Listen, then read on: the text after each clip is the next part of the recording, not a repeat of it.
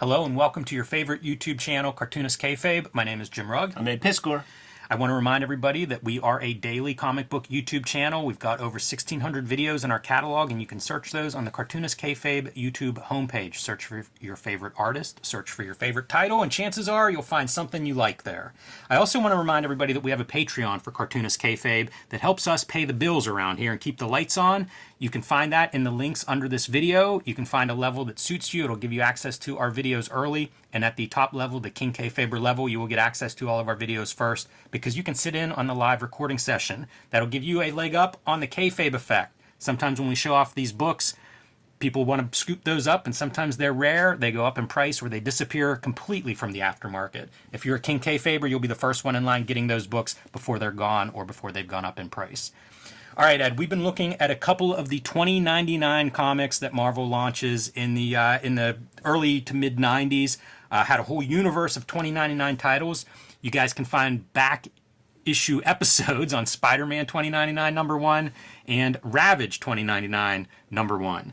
Today we are looking at Ghost Rider 2099, and the big draw for me, I kind of liked Ghost Rider in the 90s, but it's Chris Bachalo on the artwork. You guys may know him from Shade Changing Man or Generation X, X-Men. That guy's done a ton of work over the last 30 years. This might be his first Marvel work. I'm not sure about timeline-wise, but it's pretty early on, and he's being inked by Mark Buckingham on here. And, dude, I love it from the cover. Oh, sure. You know, like, that's a cool-looking Ghost Rider. Clearly, it's Ghost Rider, but there's some updates there to make the character a little bit more of a somebody for a 2099, somebody, you know, slight variation on the original character design. And this is like something of a cyberpunk comic, and I feel like you get that with like a metal, you can see like metal wires and things in his neck, so I kind of like that upgrade. 8-bit logo with the you know, the steps Yep. from the bits and stuff. It's actually Pretty forward thinking for the early, you know, when is this? I think this book's 94 maybe. Yeah. Pretty good call though, like doing that's something that I don't know that a lot of people were doing, retro 8-bit kind of graphics in 94. There's a little homework that's done for sure, but like the style of it, dude, is akin to the Marvel 25th anniversary kind of border almost. So it's hitting a lot of notes for me, and certainly digging cyberpunk stuff, seeing what they're trying to do here. It's very interesting. I have issue 2 here too because I basically pulled all my Ghost Rider 2099s. I've got about 10 of them, but I just like the artwork and figured show it off. You know, cool looking character, so you get a little double dose of eye candy on the Ghost Rider 2099 front here. Yeah. But we can dig in. And I've been enjoying also the 90s movie ads that are in these things. Talk about a time period. I love Leslie Nielsen so much. When he would go on like your Letterman's or any talk show, he would do the same shtick all the time. And he would have like hidden in his coat like a little like fart thing. And he'd be talking to him and just about all the time, just like really throwing them off guard. The dude just never turned it off. This was always the thing that guys would get wrong is like, we have a bullet coming.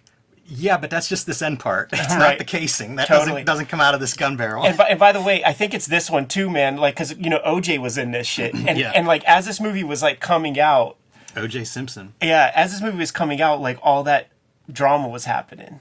I think it was I like, think that is about the timing. yeah, Man, imagine you're launching your movie, and that's what happens. yeah. Is that good or bad? Probably good.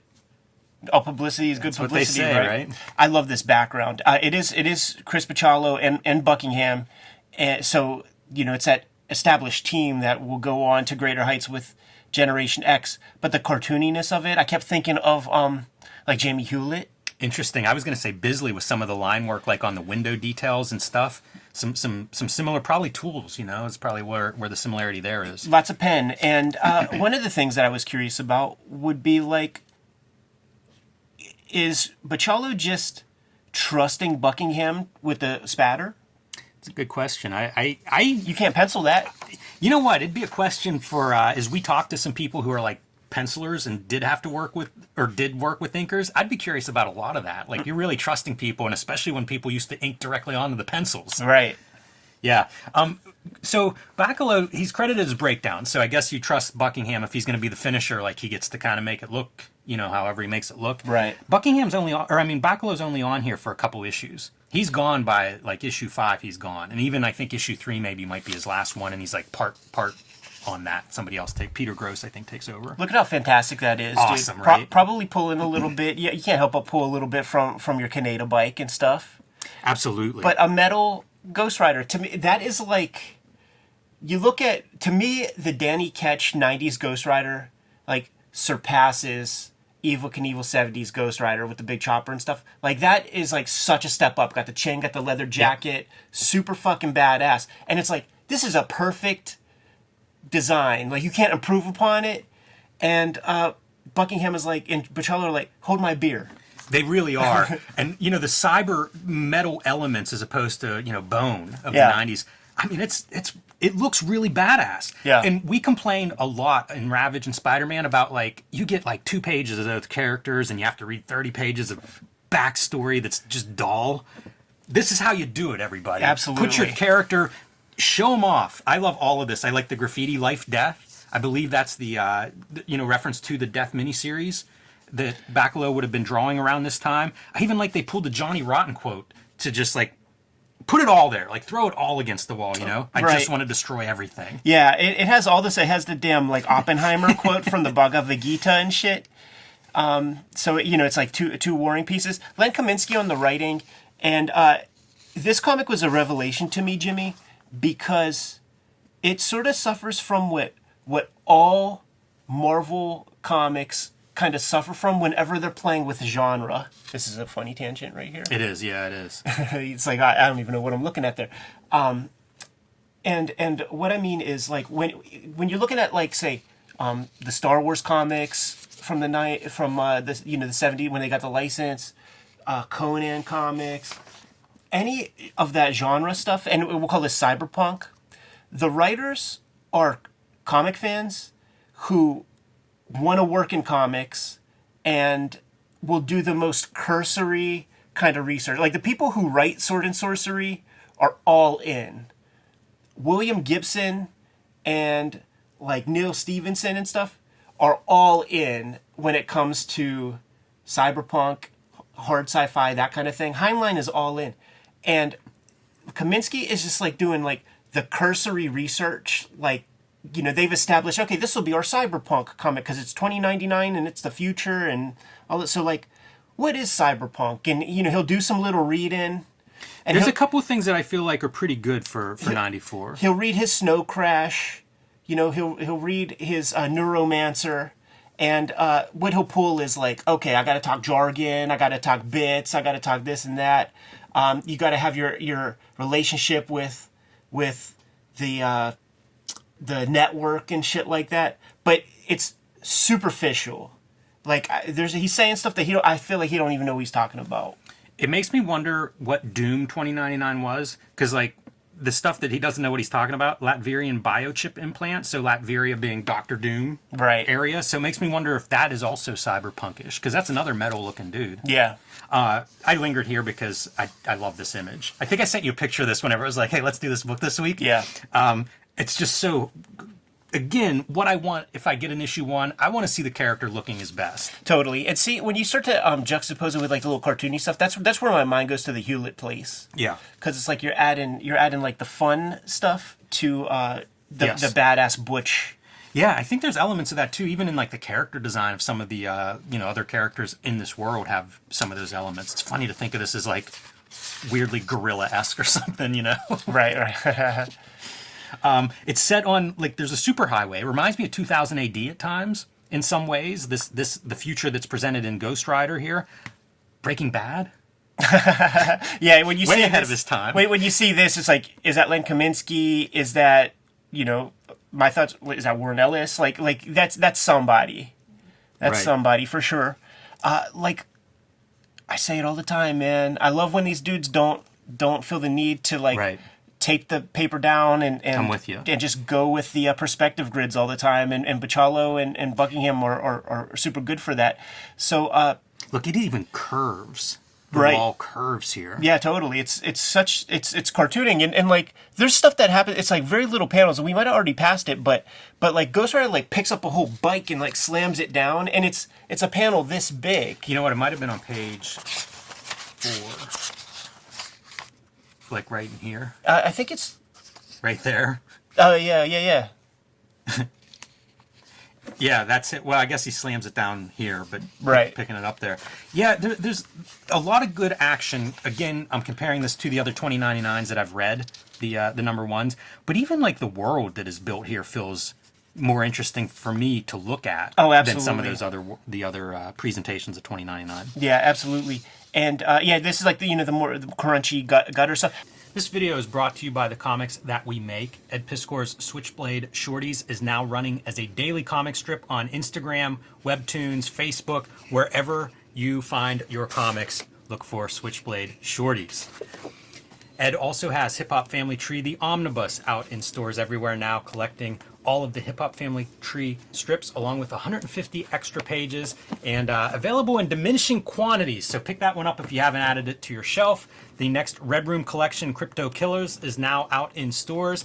Completely self-contained, so if you haven't read Red Room before, Crypto Killers, perfect place to start. An X-Men Grand Design, the trilogy trade paperback, collecting all of the X-Men Grand Design in one trade paperback volume. My Grand Design, Hulk Grand Design, is coming to the trade paperback format, and you can pre-order this one now. The Hulk Grand Design Treasury, out of print, so if your store still has a copy and you don't, pick it up. But if you missed it, there's a trade paperback coming. I have been self-publishing lately.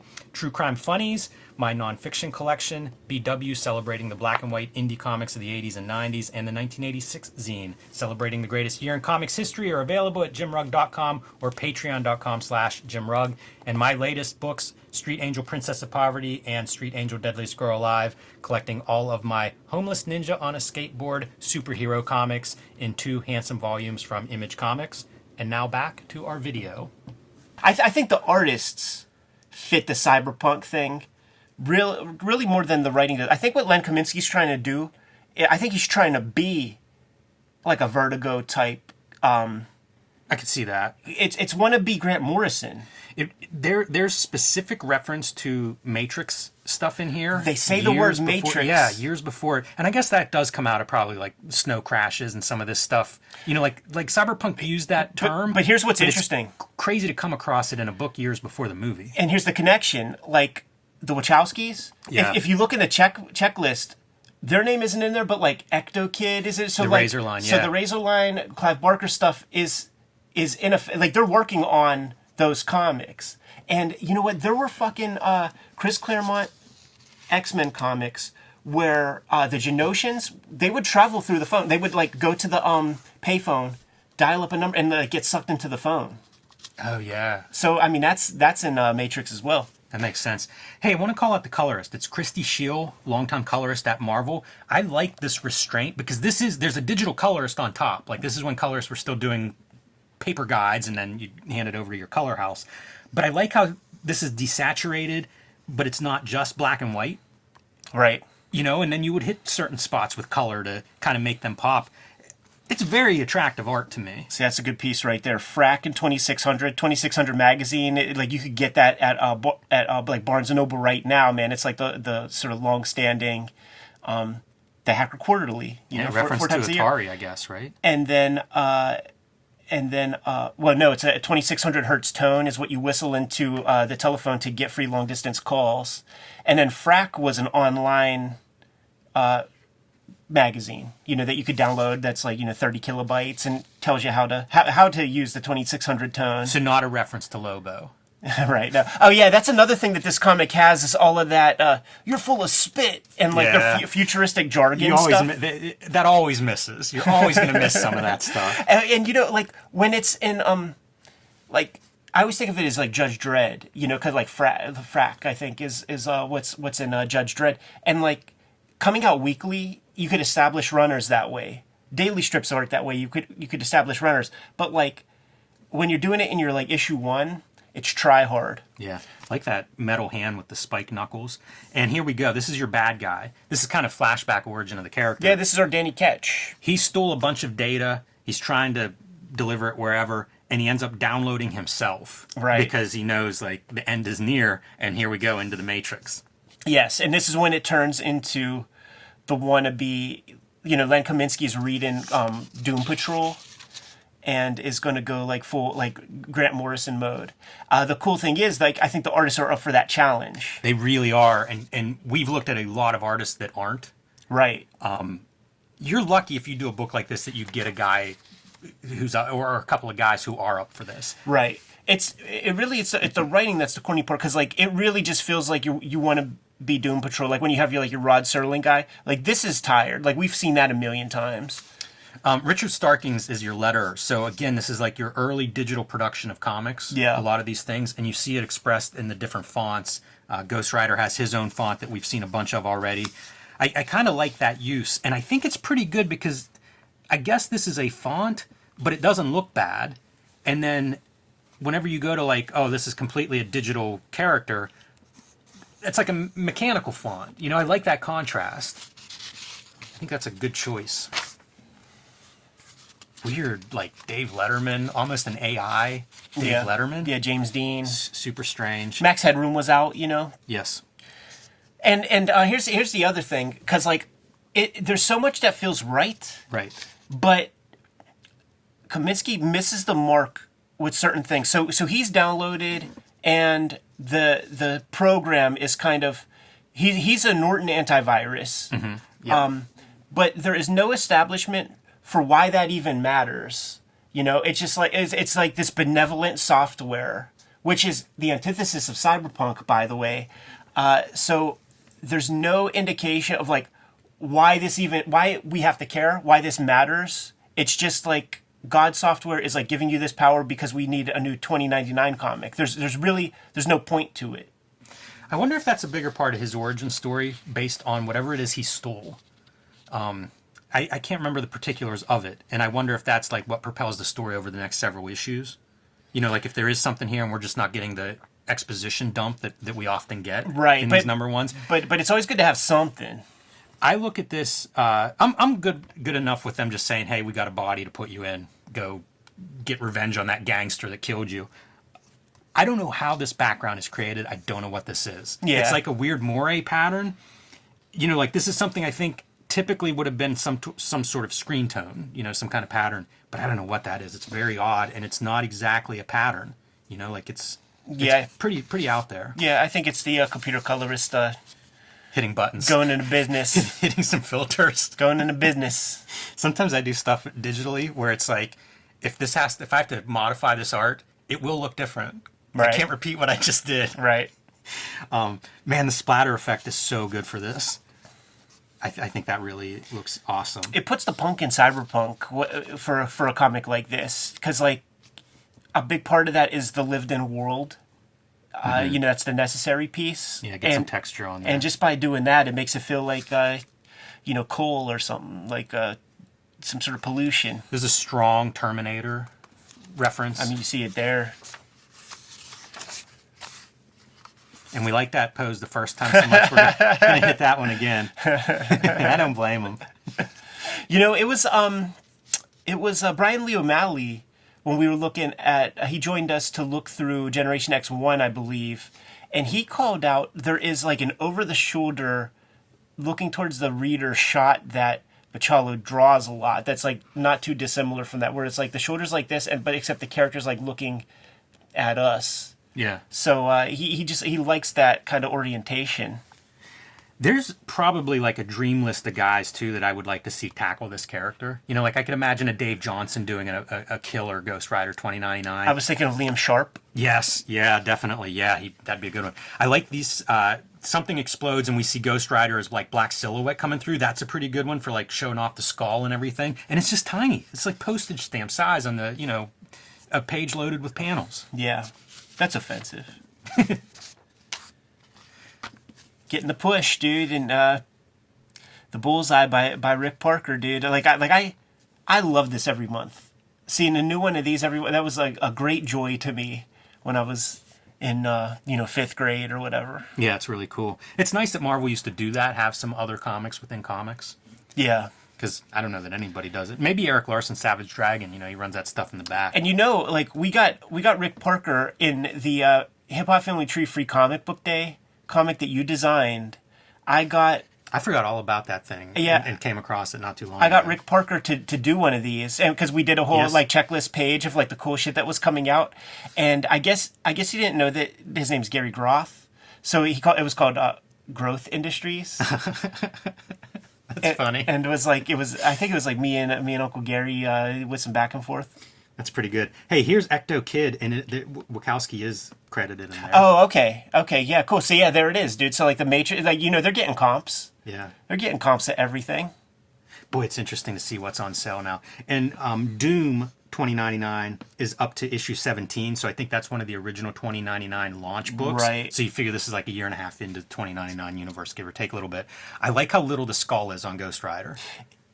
The guy in my memory, the guy who drew the skull smaller than the human head, dude, was Art Adams. Yes. And it's such a smart look because, of course, there's sinew and meat and skin, and that's going to pump up the head to get it to be the proper size. So it's like a cool level of thought.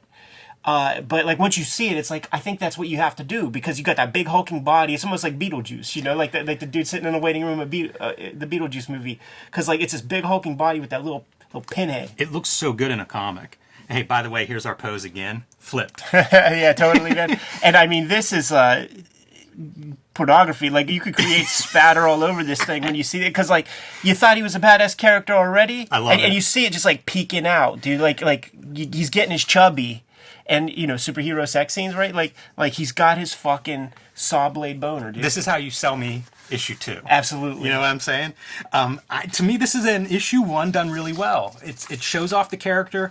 I can see if you don't like the character, you're out. That's fine. But if you came here for Ghost Rider 2099, you got a bunch of Ghost Rider 2099. And there's a noteworthy piece to this comic. It is not beholden to the kind of Joey Cavalieri wing of 2099 books.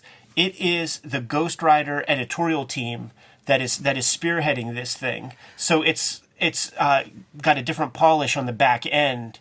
And I like Joe Cavalier. We have sung his praises and stuff. Yes. But I think that poor bastard was given a duty that was impossible with the level of talent that he had at his disposal to launch the 2099 line. So like he's at no fault as far as I'm concerned. He might not be at Marvel anymore. At this point. Like, yeah. I don't know that to be true or not, but it wouldn't surprise me because, like, everything's tanking. I'm sure they're making cuts.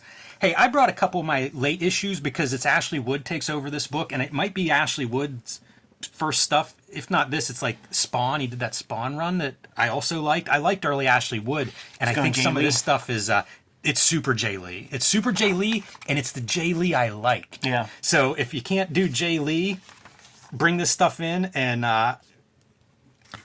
it's not a far cry to go from our chainsaw, pinup, borderline pornographic cyberpunk to this panel.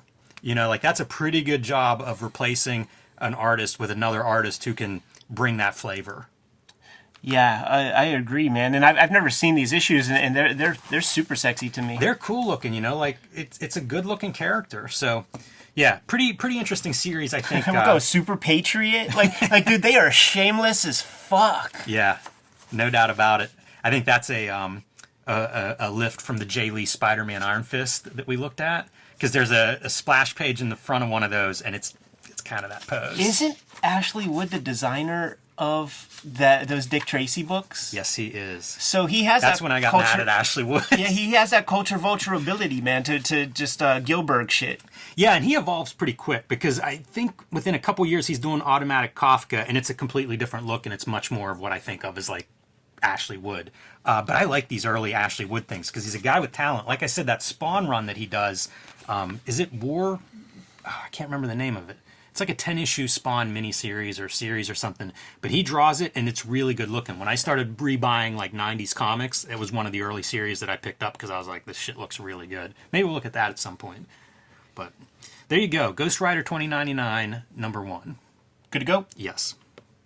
Kayfabers, like, follow, subscribe to the YouTube channel, hit the bell so that we can notify you when new videos are available, and we are en route to having 100,000 subscribers. It would mean a lot if you subscribe to the vids and get us up to that goal. The channel is brought to you by many things, including the Patreon. King Kayfabers on the Patreon get access to all of our videos before anybody else. They're hanging out with us in a live stream recording chat room right now as we make these episodes. And because they get everything before anybody else, they're able to buy the comics that we talk about before anybody else in Gen Pop gets access to these vids and these comics.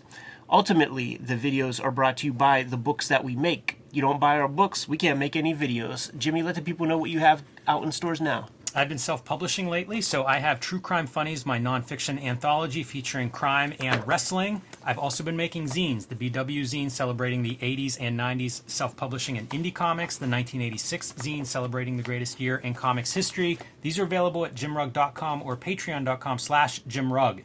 My Grand Design, Hulk Grand Design, is available as a treasury edition, but this is sold out. So if your store doesn't have a copy, you're probably out of luck. But there is a trade paperback coming in May that you can pre-order now, the Hulk Grand Design trade paperback.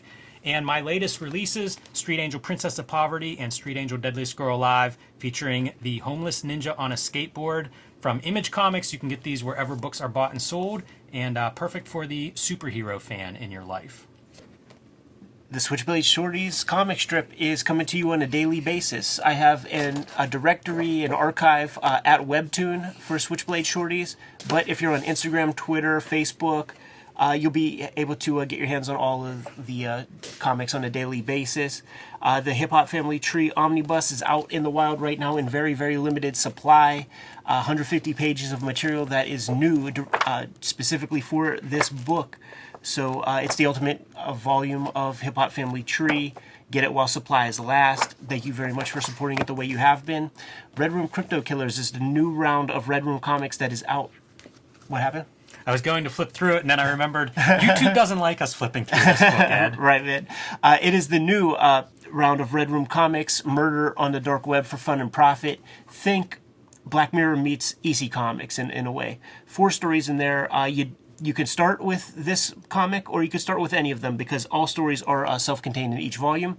And finally, the X-Men Grand Design Trilogy trade paperback is out there in the wild, collecting all of my X-Men Grand Design works. Some of those volumes are out of print, so it's your way to get all of my X-Men Grand Design in one handy-dandy soft cover edition. Like I said up front, you got to buy the books in order for us to kind of keep the lights on in the studio. YouTube don't pay nothing. But there are some ways to directly support the Cartoonist Kayfabe channel. Jimmy, let the people know what those are. You can subscribe to the Cartoonist Kayfabe e-newsletter at the links below this video. You can also buy Cartoonist Kayfabe t-shirts, merchandise, mugs, hats, stickers, and more at our spread shop. That link is also under this video. All good ways to support the channel. Give them those final marching orders, Jimmy, and we'll be on our way. Read more comics.